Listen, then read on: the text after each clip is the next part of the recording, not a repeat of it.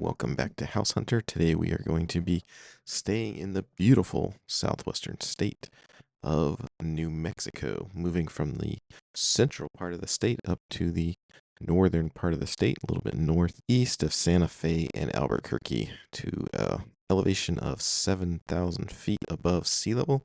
We're going to zoom in here and look at this, what I believe is an overpriced cabin. But it stuck out to me for a couple of reasons. So we're going to take a look at this thing.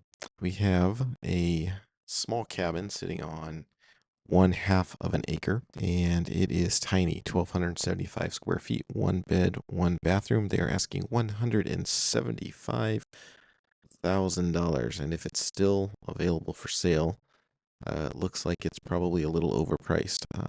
It's showing that it's 471 days on Zillow. So now we're talking, what, a year and a half, give or take. So it's been on here quite a while. Just scrolling down here, I was looking to see if there's any history. Here we go. Looks like it was listed 185. And so, yeah, a year and a half is listed at 185. They dropped it down to 175, and it is still there. Just looking at this thing, my gut tells me it's worth 100, 125, something like that. I know it's a mountain cabin, but we're going to look at this thing, and I just have a hard time justifying 175,000. So I will say they got a decent picture of it. Looking at it, just kind of stands out. But there's some things about this house or this cabin that would concern me. One is, if you look here at the roof, this is basically barn material. It is a galvanized, corrugated material. It's not really meant for houses or cabins. It works, but the lifespan on this stuff is not extensive. It's thin, and you're going to have problems. You're going to have leaks. And unless they put it on right, you're going to have leaks sooner than later. But it's kind of a cute looking little cabin.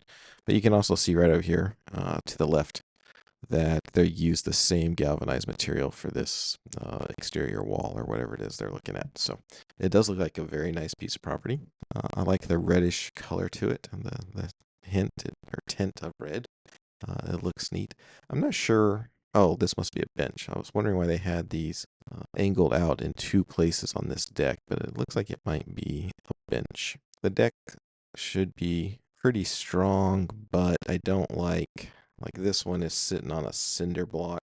I know they set mobile homes on cinder blocks all the time, but they're tucked away underneath, a place where you're not really going to be able to hit them. A single cinder block like that, I'm not a huge fan of that. Just kind of got that neat wood cabin feel to it. It is kind of a cute little place. The property looks beautiful. Again, we're talking at 7,000 feet in elevation in northern New Mexico, so you're going to have lots and lots of pine trees. It's going to be very nice and cool, very cold even in the winter. Definitely going to get snowfall up there, but it just looks like a really nice place. I've never been personally a huge fan of building decks or things around trees. To me, you've got trees too close to your house at this point. You're going to have root systems possibly going into your foundation, especially as that tree continues to grow. If it gets any bigger, you're going to be tearing up your deck. For me personally, I think there's a lot of issues with building around trees like that. I would definitely have moved those. The wood up here, if you look up underneath this second deck, we got some warpage. This is definitely not new. This has been out there for a while. Yep. Okay. So yep, this definitely is a bench. And again, I really like the views. It's a nice piece of property. I like this deck. It's hanging out there. Here you go. If you look up here at the top, you get a good view of that corrugated, just galvanized, cheap metal roof. This is not high-end roofing at all. Nice sliding door. And another bench right here.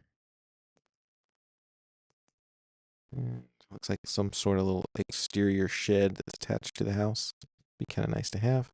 And we are inside. So I do like the open rafters, the little fireplace, which is good. If you're going to be there in the winter, you're going to need it. And it looks like they have another heater attached to the wall. It does get cold, very cold. So it's old. It could definitely use some updating, but it's cute. I like it. Don't really care for that little hanging light chandelier thing. So it's a cute, cozy little thing. Again, it's pretty old. Definitely could use some updating, but I do like the wood. You could change out the fan to a modern fan, update the countertop a little bit, and it looks like a pretty cozy and comfortable place to stay. Get the cheap Formica countertops, very small refrigerator, decent amount of counter space, surprisingly. And then, according to the listing, this is a modern electric stove, just that's designed to give that old. I'm not sure that that look actually works for this cabin, to be honest with you, but it's neat, I guess. The shelving and everything looks to be like it's just made out of plywood. Probably whoever built this cabin uh, built the cabinets when they were doing it. They do not look like professional made cabinets, but for a cabin, they work. I never understood why you'd put a rug in your kitchen, but hey, to each their own. So it looks like actually it looks to me like maybe the carpet flows from the dining area all the way into the kitchen. That's not a rug until you get to here.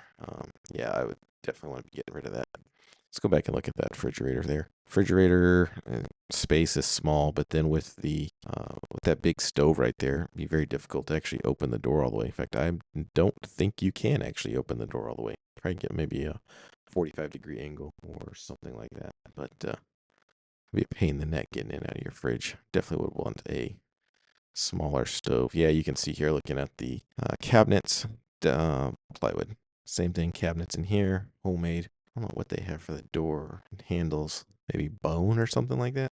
Bone that they found out in the mountains. I think that's what that is. Definitely could use some updating in there. Oh, again, carpet in the bathroom. Ugh. Don't know why they did that back in the 80s, 70s, 80s. So bathroom's really, really old. Cast iron sink.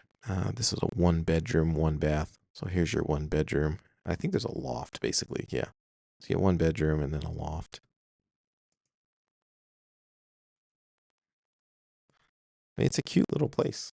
I mean, I could definitely see going and hanging out there. And so you could basically have like a little guest bedroom, loft thing, kids, family, whatever, friends for your little cabin. Um, That's cool. I like this. I really do. But it needs some significant work.